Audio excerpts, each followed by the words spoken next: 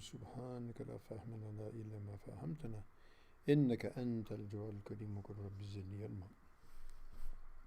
So alhamdulillah, now we're at our 5th halaqah by the grace of Allah subhanahu wa ta'ala, and we have been talking about the beginning of the Arab tribes, and marhaban, and we talked about the history of back from the time of Sayyidina Ibrahim alayhi salam, and then into the narration and the narrative with Sayyidina Ismail alayhi salam. And I believe we ended up with the completion or the building of the Kaaba, and with the Kaaba built, so that means that now we have the Kaaba, and before that we would have had the sacrifice, which we're going to talk about today, inshallah.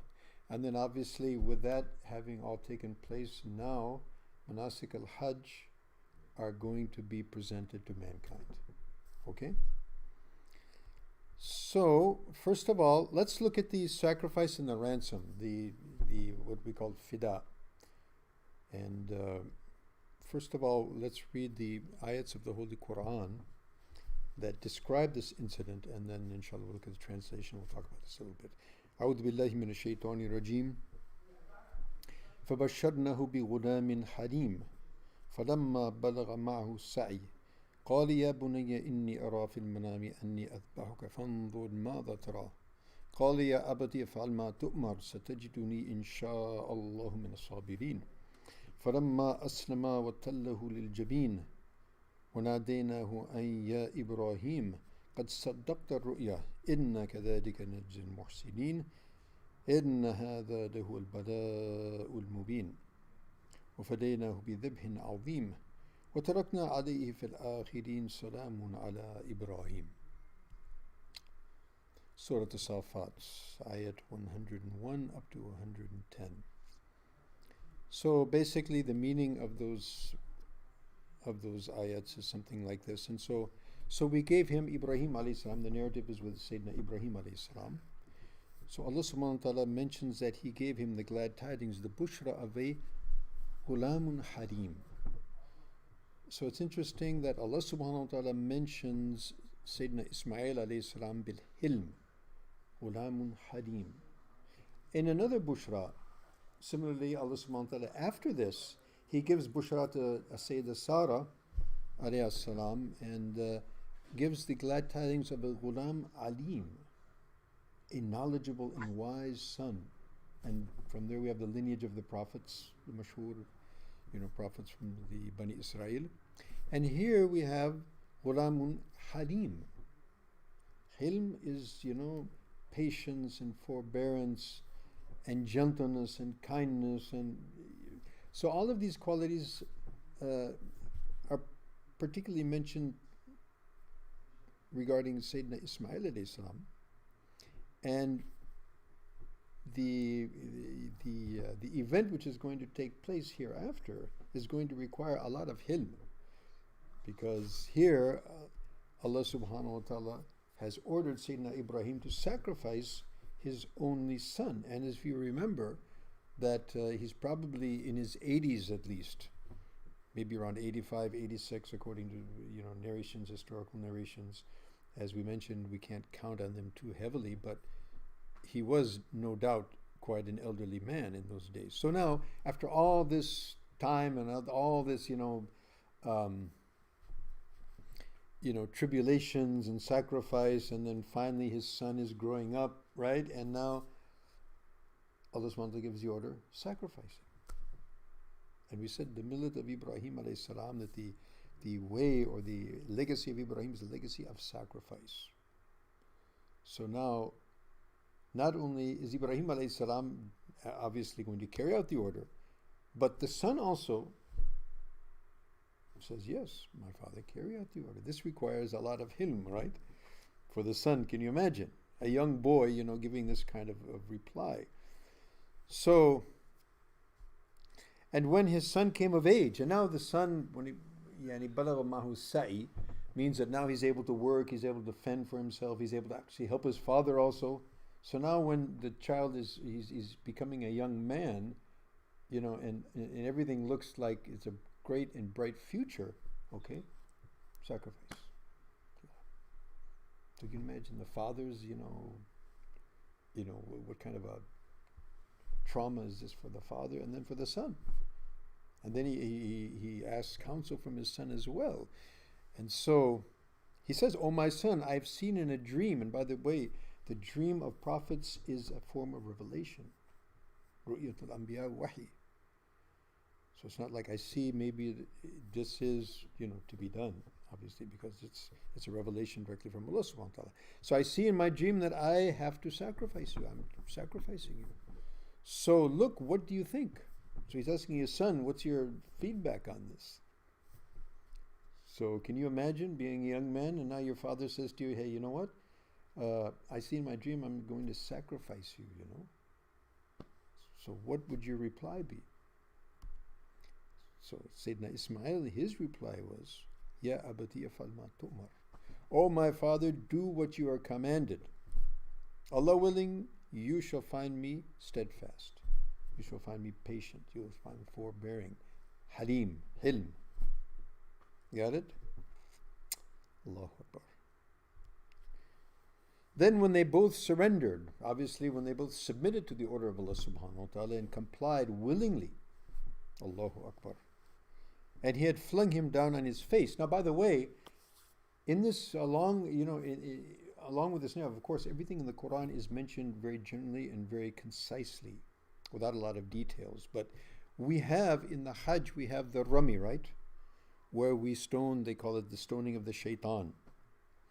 So in that narrative, there are hadith which point that what happened was that there in Mina, where the sacrifice was to take place, so shaitan came to, Ibrahim and tried his best to dissuade him. Hey, this is your son, your one only son now. Let's look at some other alternative. So Ibrahim alayhi salam took stones and just threw it. So no go with Sayyidina Ibrahim alayhi salam. Okay, let's get his wife. That should be an easier thing. That's generally how shaitan gets to the men. He'll go through the wife, Okay. So he comes to the wife. Hajar alayhi salam. Okay, you know what? You know where Ibrahim's going with your son? For some work. He's going to sacrifice him. So who ordered for that? He says his Lord ordered him. If his Lord ordered him, then he's supposed to do it. Oh my God. No traction here either, Okay, we'll go to the son, the young boy. We'll be able to get him, because he's not going to be able to forbear this. So he goes to the son again. Do you know where you're going with your father? He has some work, some hajj, some. He's going to sacrifice you. Did you know that? Oh yeah, who told him to do that? His Lord. He says his Lord told him. If his Lord told him to do that, then he should. He must. So here, the three stoning, and so all of these sacrifices, as the sa'i between Safa and Marwa, right? So that was the sacrifice of Hajj, and remembering all of these sacrifices of wife, of child, of country, of desires. And so this stoning of the shaitan there in Mina also is again continuation of that sacrifice and warding off the machinations of Satan and our nafs as well. So, it's not like, shaitan is strung up there and it is symbolic of totally rejecting satanic, implications and wasawis and his suggestions at the same time. His prime minister, which is nafs, inside. So he's the external enemy and the internal enemy, the nafs. And that's our enemy, And any other enemy that we have, they are our enemy because they have gone into a pact with shaitan. And since nafs generally wants what pleases it. And so shaitan uses nafs, to push his agenda. So that is, that whole Rami That's the whole concept is that we are totally rejecting and we are stoning, the whole concept that I'm going to, capitulate to Satan and to my nafs. So, subhanAllah. Now, back to our narrative here. So now when they have both surrendered, they have both totally submitted, and that is what our whole existence is about. I have not created jinn and men except to be my total slaves, totally complacent, totally subjected, totally surrendering. And this is, one of the most, amazing examples, that has ever been presented to mankind. So now, as they have both surrendered to this extremely difficult, command from Allah subhanahu wa ta'ala, and he has actually flung him onto his face, وَطَلُّهُ لِلْجَبِينَ, is now placed him on, he's ready to actually, now the order comes from Allah subhanahu wa ta'ala. We called out, O Ibrahim, you have fulfilled the vision, you have fulfilled the ru'ya, you have fulfilled the dream. You did what you were told. We don't want to sacrifice your son. We wanted you to sacrifice your desires only. Sacrifice your connection with all of the creation, even be it your son, your wife, your country, whatever. You have totally proven yourself worthy, and you have succeeded in this very tough examination. And now Allah subhanahu wa ta'ala says, so since you have made intention for a sacrifice, we'll give you a sacrifice befitting for the occasion. So Allah subhanahu wa ta'ala sent, some say it was sent from paradise, and Allah knows best. We don't have anything really substantiating that. There is a small mountain which is there near Mina, and some say that actually that sheep came down from that mountain and presented himself. In any case, it was presented by Allah subhanahu wa ta'ala's order and by his taqdeer and by his decree, and the sheep was slaughtered. And that is the sacrifice that we do every year, what we call Eid al-Adha. Again, in remembering that huge sacrifice. That's what it's all about, So when we are sacrificing these animals, we need to reflect and we recall that story and recall what is the purpose, why are we doing this, what's it all about. Okay, so then we ransom him with a tremendous sacrifice, that sheep that was mentioned, and that is a ritual now up until this very day, and will continue as long as Islam remains on the planet. And we left for him among the latter folk, yani the salutation of peace be unto you, Ibrahim. And as we know that Ibrahim is revered on the tongues of all the religions, of the people of all, the monotheistic religions, and even those, who are not monotheistic. Ibrahim alayhi salam, I've never heard anybody, reflecting negatively on Sayyidina Ibrahim alayhi salam. La ilaha illallah. Okay. So obviously with this, now with Ibrahim alayhi salam having, built the Kaaba with his son Ismail, and now the Kaaba is built, Allah subhanahu wa ta'ala, warina manasikana wa tub alayna, as Ibrahim alayhi salam had prayed to Allah subhanahu wa ta'ala, show us our manasik, the rituals of Hajj, and it was shown to Sayyidina Ibrahim alayhi salam, and the Hajj is now established, and the people actually start coming for Hajj. And Allah subhanahu wa ta'ala actually gave the order to Ibrahim to give the adhan, or give the call to Hajj. Now this is very significant, that apparently there's no people around. So who is he going to call? Biwadin ghayri dhi zara, right? There's no agriculture, there's no civilization, there's no town, there's no people, right? Other than a few of these, the tribe of Jurham around. And he is to give, this adhan to the people. So it's mentioned in some riwayats that he went up onto Jabal Abi Qubais, which is a mountain which no longer exists, I think.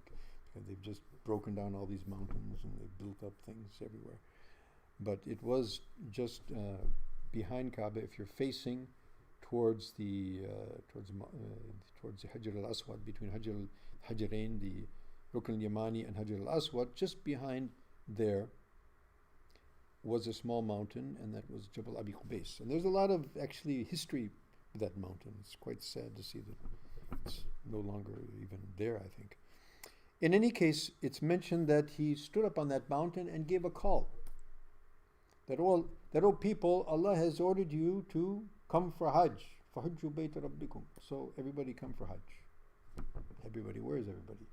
It's said, Wallahu Alam, that voice of Ibrahim alayhi salam was carried to Alim al-Arwah, to the land of the spirits, and everybody who heard that, if they were given the tawfiq by Allah subhanahu wa ta'ala to reply, Labbaik once, one Hajj. Labbaik twice, two Hajjs, three, four.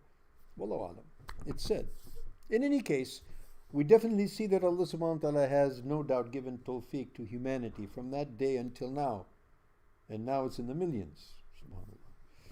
So, in remembrance of that incident, Allah subhanahu wa ta'ala mentions these ayats. أعوذ بالله من الشيطان الرجيم وأذن في الناس بالحج يأتوك رجالا وعلى كل ضامر يأتيك من كل فج عميق ليشهدوا منافع لهم ويذكروا اسم الله في أيام معلومات على ما رزقهم من بهيمة الأنعام. And proclaim unto mankind the pilgrimage, as we mentioned.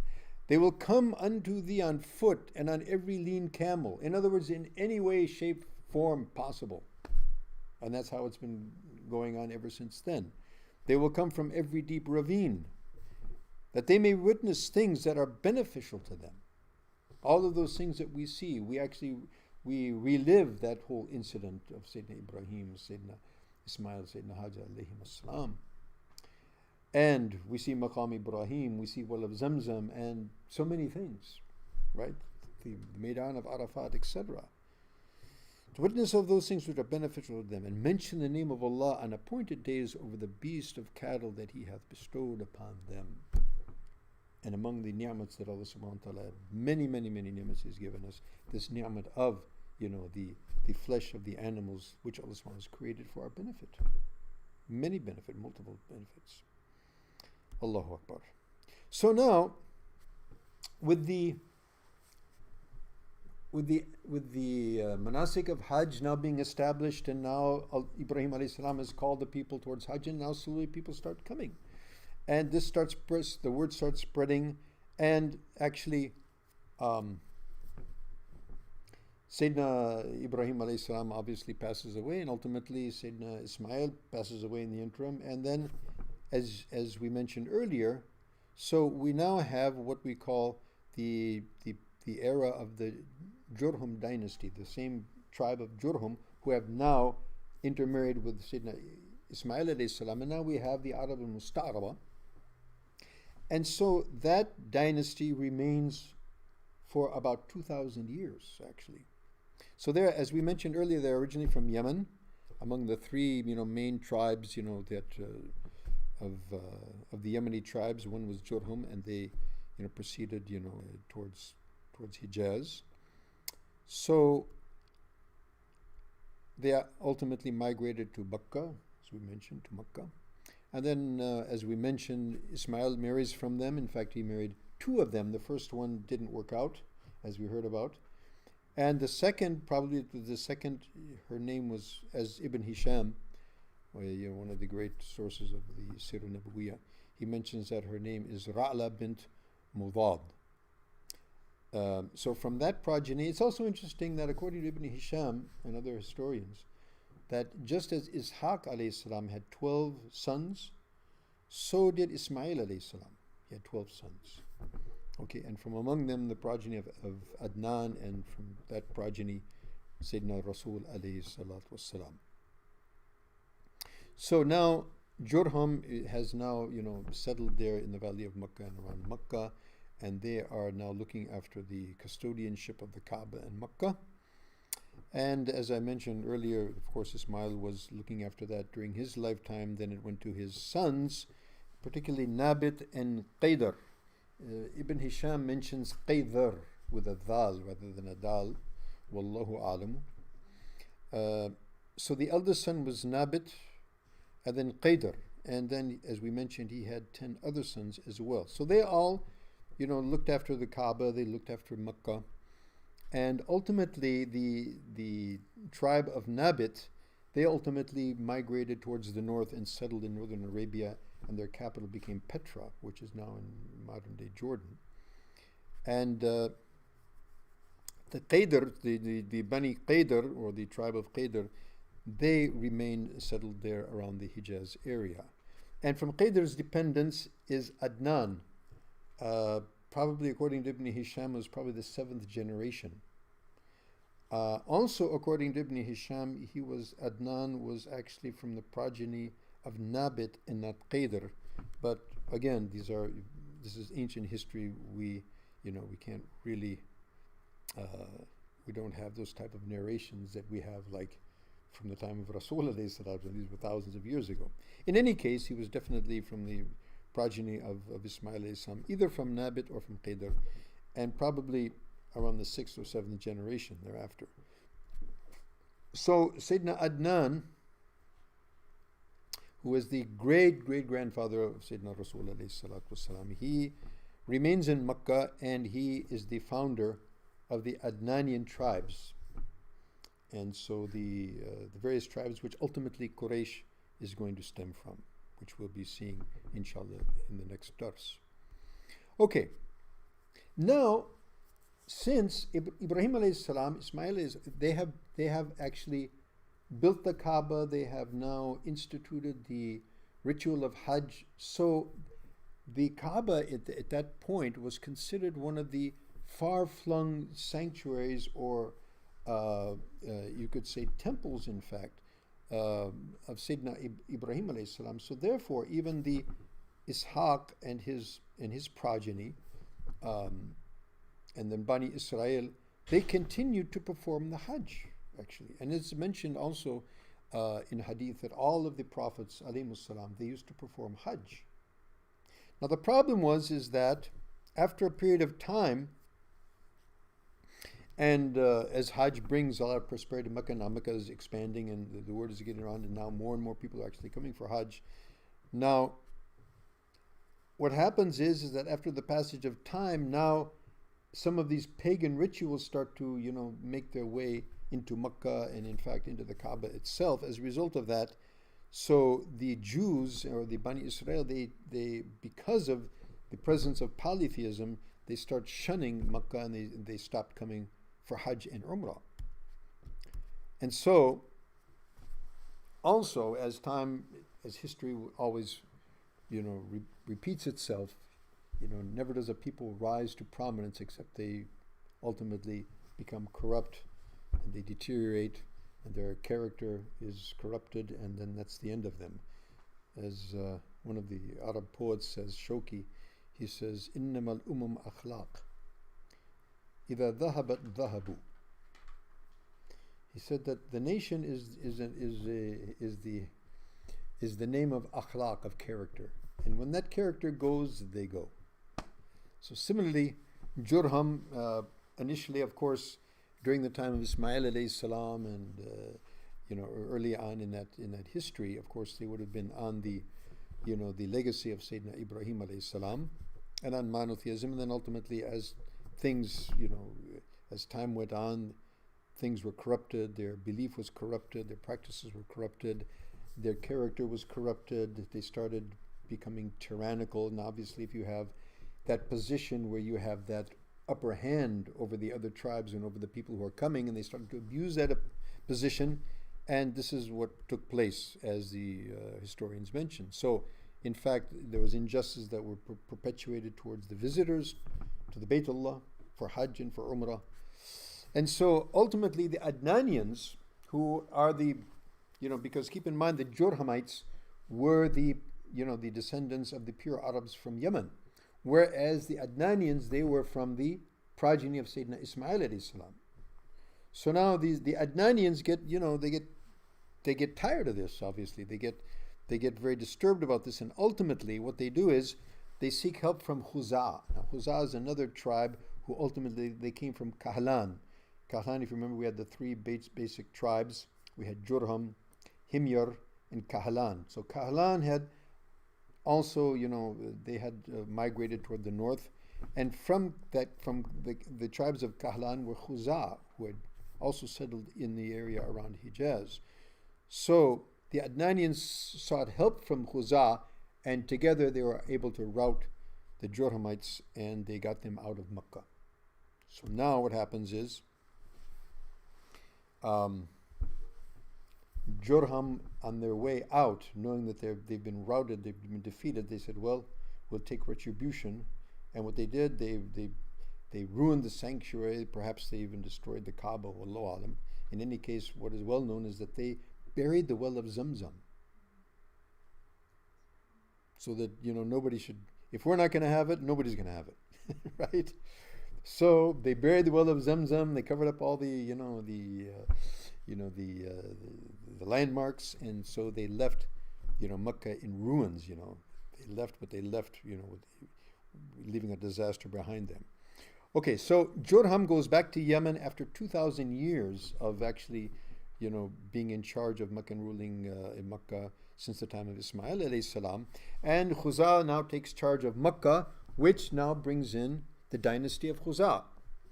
And the further decline of Millah Ibrahim alayhi salam, unfortunately, as Allah subhanahu wa ta'ala have. So Khuza, as we mentioned, they were from the progeny of Kahlan, and they had settled in Hijaz, and now they have taken charge of Mecca.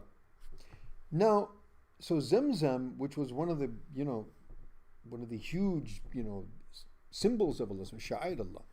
So they're not worried about Zamzam, they're not worried about these things, because now apparently they have water sources in other places. So they don't try and rediscover Zamzam. And as a matter of fact, they go into further corruption. And it was from them that the first major idol, and Nabi alayhi salatu mentions this in hadith, that in Laylat al-Isra, he saw this Amr ibn Luhay, who was actually Khuzai, and he was the one who brought the idol Hubal, from Syria, from Bilad al-Sham. And he planted this, in Makkah, and he called this our chief deity, and A'udhu billahi min dhalik. And so Nabi alayhi salatu saw this fellow in Jahannam dragging his intestines in the fire. He being the one to initiate, pure polytheism in Makkah. Allahu Akbar. So that was one thing. Furthermore, they were the ones who initiated these innovations in food, drink, and animals and crops. They started saying, this is هَذَا لِلَّهِ لِزَعْمِهِمْ وَهَذَا لِشُرَكَائِنَا. This is for our idols, and this is for Allah, and if it's dead, then we get, they get, she gets. So they came up with their own sharia, and they made their own halal and haram, and they just twisted and totally, obliterated actually the sharia of Sayyidina Ibrahim alayhi salam. And so they started, dedicating animals and crops and things to their idols. And they also created distortions in Hajj. Among them, they used to call themselves al-Hums, we're the mutahammis. We are the ones we're Quraysh, or we are, we are the people of the Haram. The Quraysh carried, this was, of course, Quraysh came later, but Quraysh carried on this tradition. And they used to say that we are the people of Haram, so therefore we don't go outside of Haram. So we don't go to Arafat, because Arafat is actually outside of Haram. So they used to stay in Muzdalifah, and therefore Allah subhanahu wa ta'ala, when things came back to their normal and their natural tartib and scheme, so Allah subhanahu wa ta'ala gave the order, ثُمَّ أَفِيدُ مِنْ حَيْثُ أَفَاضَ النَّاسِ. So then you must, and he's addressing particularly the Quraysh, that you must, not carry on that practice that Khuzā had initiated, which was to remain in the Haram, so they would remain in Muzdalifah the day of Arafat. Everyone else would go to Arafat, and they would stay in Muzdalifah, saying that we're the people of Haram, we don't leave it. So they twisted that. They also came up with these concepts that nobody can perform tawaf except in clothes that we give you. So if you're fortunate enough to get clothes from the Quraysh to perform tawaf, so be it. Otherwise, you would have to perform tawaf naked, men or women. So it was really, they really came up with some really skewed things. So they came up with all of these innovations.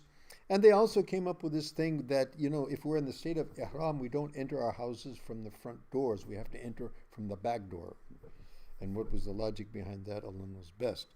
So Khuzā had really twisted around the whole deen. And now, ultimately, what happens, as the centuries go, it just gets worse and worse. And by the time Sayyidina Isa alayhi salam, is now sent by Allah subhanahu wa ta'ala to Bilad al-Sham and Al-Quds, and he is now reviving in Bani Israel the legacy of Sayyidina Ibrahim. Now in Makkah, where Ibrahim alayhi salam had established the Baytullah and his legacy, now it's almost totally unrecognizable whatsoever. So that is the state of affairs at this point. So the main principles are lost, and the legacy of Sayyidina Ibrahim is Tawheed and his pure deen and his, Hanifiya, Samha. It's now replaced with superstitions and weird and evil practices, burying the female children, and all of these other things that we mentioned, plus more. So the direct descendants of Ismail alayhi salam, as we said, the Adnanians, being marginalized, so now they left Makkah to the neighboring regions because they just couldn't handle that any longer, apparently. However, one of them remained back, and his name was Fihr, and he was later to be known as Quraysh. So he remains in the Haram or nearby the Haram, and his descendants became a prominent part of Meccan society, and they were known as the tribe of Quraysh. And so that takes us to the tribe of Rasul alayhi salatu wasalam. So we're getting near to the most auspicious advent in human history, the birth of Rasul alayhi salatu wasalam within Quraysh. And that will be our halaqa sadisa, inshallah ta'ala, our sixth halaqa, bi'idnihi azza wa jal. So any questions, any comments online? Nothing? Shaykh, what did you define Halim as again? What's that? Halim. Halim basically is from Hilm. It is a person who has Hilm. Halim is what we call sifa mushabbaha of Hilm. And Hilm is basically forbearance, in the sense that it's a kind of patience that you do willingly. In other words, you have the full ability to take retribution, to get back one upmanship, but because of your kind and forgiving and forbearing nature, you leave it. You don't take recompense. You don't take retribution. As such, this is also one of the names of Allah subhanahu wa ta'ala, because He is the most Halim, above and beyond, limitations, seeing what's going on in the earth, and still He lets us, survive. It's amazing. So that's on the one hand. Also, Hilm, it has to do with generosity, kindness, affection, showing affection, and it revolves around these types of characteristics. Okay? Anything else? Okay. We have some questions online, mashallah. We have some questions. Okay, yeah. Okay, so kind of branching off of that, is the term Halim and Alim true for the children of Bani Israel and Bani Ismail as well, or would it stop at Sayyidina? Well, if the children of Bani Israel or Ismail carry out those or develop those characteristics, yes. If not, no. It doesn't. It's not part of the parcel, But of course, when we have a legacy, it tends to, by tradition, wear off, and people get affected by that. Just like in the Arab tradition, a lot of the the hospitality, still the Arabs are, it's proverbial, their hospitality, which I myself witnessed, when I traveled through those lands, and that's one of the things that attracted me to Islam. So traditionally, it would, by influence, but it's not like it's going to be in your DNA, perhaps. Allah knows best. But it's interesting that question came up, because, as we know, Bani Israel, they tend to be very brainy. The Jewish people, they are extremely brainy. That's for sure. So maybe there is actually something there. Wallahu alam. And Hilm, of course, in the Arabs and the legacy which now all Muslims share, Hilm, of course, is definitely there. Wallahu alam. Anything else? Yes. So who are Bani Ishaq in present days? Are they the Jews of present days? There are some hadith talking about them, especially for end of time. Yeah. Is that a different Bani Israel? Okay, so the Jewish community, they are the progeny of Bani Ishaq.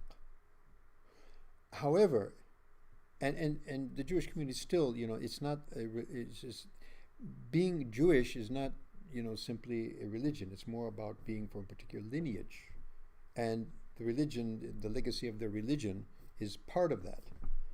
But Judaism or being Jewish is both, a hereditary type of situation, as well as, the religion that comes along with it. Therefore, someone might be called Jewish when he actually is an atheist, because hereditarily there. So the Jewish people are probably, to a large extent, from that lineage. But of course, there are people, for example, the Khazars of Eastern Europe. They were a group that accepted Judaism. So there has been in the history, communities that have accepted Judaism. So they were not obviously from Bani Israel as such,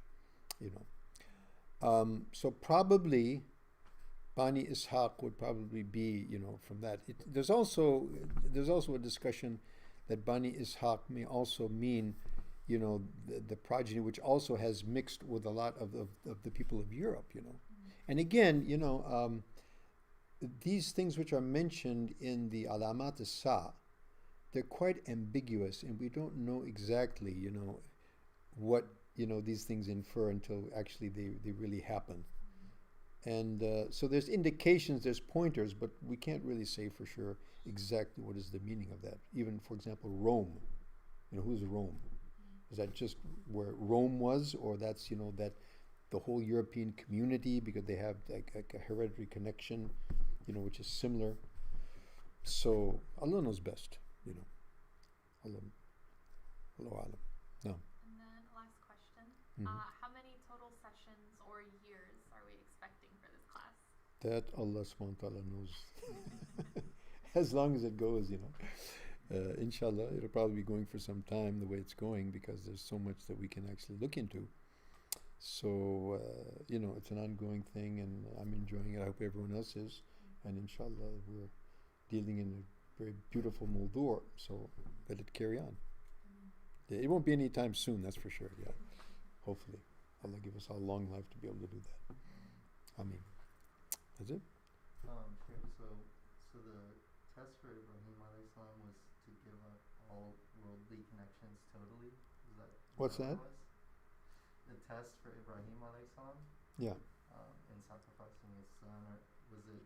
You mentioned, was it to give up all connections to the world totally? Okay, yeah, so don't misunderstand that. So what that means is that, for example, suppose I'm a businessman. I have a shop. So when is it I have a shop and I am working in the shop because I'm seeking a livelihood, because Allah subhanahu wa ta'ala has given me an order to provide for my family. So I have a shop, but my heart is not connected to it. Right?